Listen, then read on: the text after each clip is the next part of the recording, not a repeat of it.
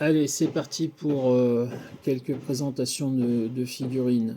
Donc j'ai sorti Atlas, Screaming Mimi, Allman Hawkeye, pardon, pas Allman Logan, et Monica Rambeau. Alors, on va commencer par la plus ancienne, donc Atlas.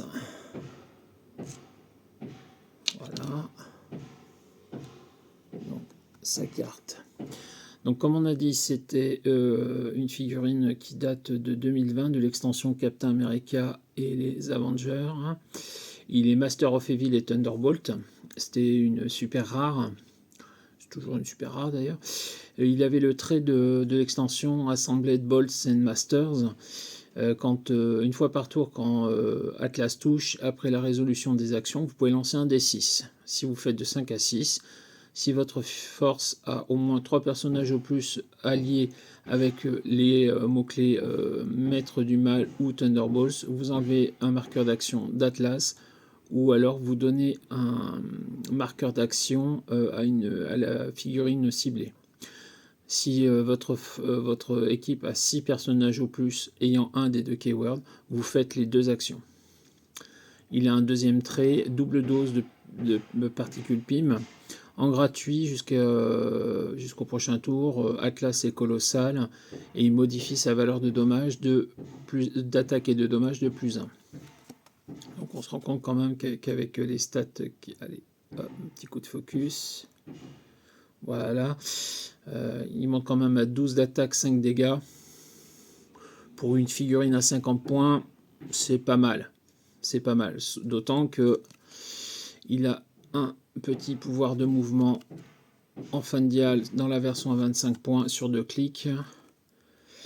Action gratuite, si aucun personnage allié n'a été placé ce tour-ci, choisissez un personnage adverse à 6 cases qui a attaqué Atlas ou qui a blessé un personnage allié depuis la fin de mon dernier tour.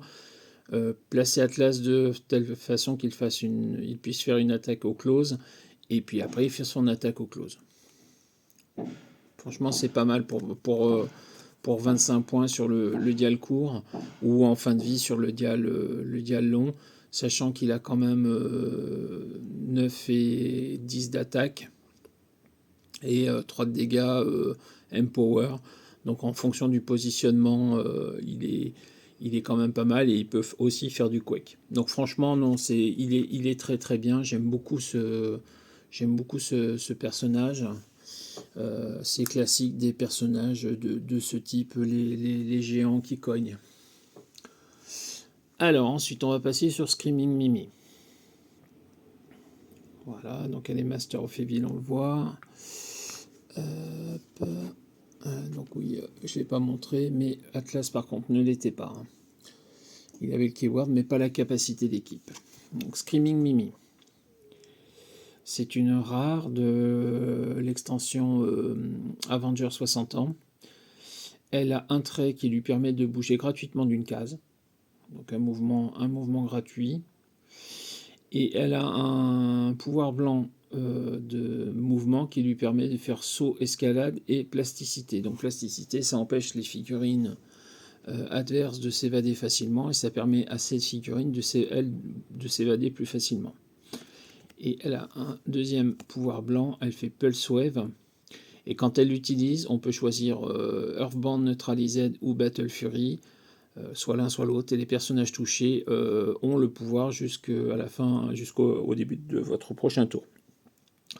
Donc Earthbound Neutralized, ça veut dire qu'en gros les personnages ne peuvent pas agir, et Battle Fury, ça veut dire que les personnages ne peuvent pas entre autres tirer. Voilà, mon petit personnage super sympathique à 40 points.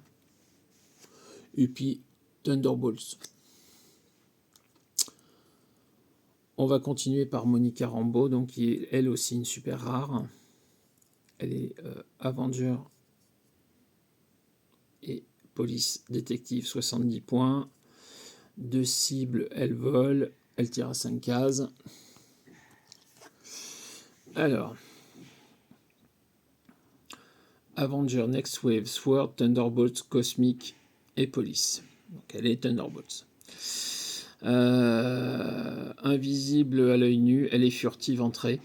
Donc elle peut se cacher tout le temps, c'est juste énorme sur un personnage comme celui-là. Elle a un pouvoir blanc qui lui permet de choisir explosion d'énergie, pouvoir pénétrating, psychic blast et precision strike. Et elle a une fin de dial où elle devient colossale. Et elle a Jab Change, c'est-à-dire qu'elle a un G pour essayer d'éviter l'attaque. Ce qui est quand même assez violent, faut le reconnaître, pour un personnage à 70 points qui devient colossal et furtif. Donc elle tape très loin, elle tire très loin et elle est furtive. Donc franchement c'est très très bien. Elle est donc Avenger et Police. Et donc elle peut tirer en ignorant le furtif. Elle a du move and attack, elle a des pouvoirs d'attaque assez sympathiques.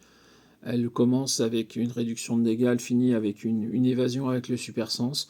Elle a du commandement. Franchement, pour 70 points, bon, en plus elle a le Keyword Thunderbolts, donc forcément je suis fan. Et je suis intéressé pour la voir, mais même sans ça, c'est une figurine qui est quand même pas mal du tout pour jouer. Et on va finir par cette vidéo par mon petit chouchou, Hawkeye, donc superbe Hawkeye, franchement superbe, avec les flèches, l'arc, le carquois, les flèches qui partent, puisqu'il vient de tirer, il vient de lâcher la corde. Non, franchement, superbe. Alors, Allman Logan, Allman Hawkeye, j'en veux pour Logan, Allman Hawkeye. Donc il est toujours Avenger, il est toujours futur. Ma vision n'est plus qu'elle était. La portée de Allman Hawkeye est égale à la valeur de son mouvement. Alors ça c'est très intéressant, puisque sa valeur de mouvement, on s'en rend compte, elle commence à 8 et puis elle décline petit à petit pour arriver jusqu'à 3. Bon, c'est compensé par le fait qu'il a un clic de tir en mouvement, et puis après du sidestep qui lui permet de bouger de 2 cases supplémentaires. Mais on se rend compte que plus ça va dans la partie, plus il perd sa vue, ce qui colle tout à fait avec la bande dessinée dont il est tiré. Avec des stats très impressionnantes, des grosses valeurs de tir, mais des valeurs de dégâts qui sont quand même assez limitées.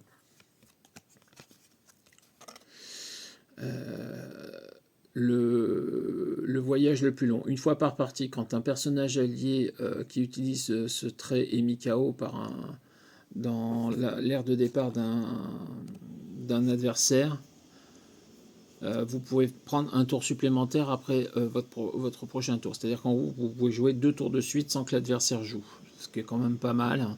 Il faut réussir à l'emmener dans la zone de déploiement adverse et qu'il y meure, mais c'est franchement pas mal du tout. One in a million shot, donc c'est une action de pouvoir une fois par jeu, donc ça peut être utilisé qu'une fois. On peut faire une attaque à distance qui cible un personnage adverse unique. Si ça touche, avant que les dommages soient faits, on choisit un pouvoir standard et le personnage touché ne peut pas utiliser ce pouvoir pour le restant de la partie. C'est très très fort, c'est très très très fort. En gros, on prive une figurine adverse d'un pouvoir standard, mouvement, attaque, défense, dégâts, sans que celui-ci puisse rien faire avec la figurine touchée jusqu'à la fin du tour. Voilà. Enfin, moi je trouve ça juste énorme. Donc, du running shot, du side step pour le mouvement, du precision strike, de la déflexion, du super sens et du range combat expert. Donc si on regarde le dial, donc on voit que le pouvoir de dégâts il l'a sur ses 3 premiers clics après du range combat expert, et il n'a par contre qu'un clic de tir en mouvement, et c'est franchement très très fort. Voilà, donc en fait là, il a une range value de 0, hein, on le voit bien là, mais par contre elle est remplacée par sa valeur de mouvement imprimée. Donc Il est à 8, 8, 7, 6, 5, 4, 3. 7 clics de vie pour 60 points. Franchement, il est pas mal du tout. Et j'ai hâte de pouvoir jouer avec. Voilà pour cette vidéo.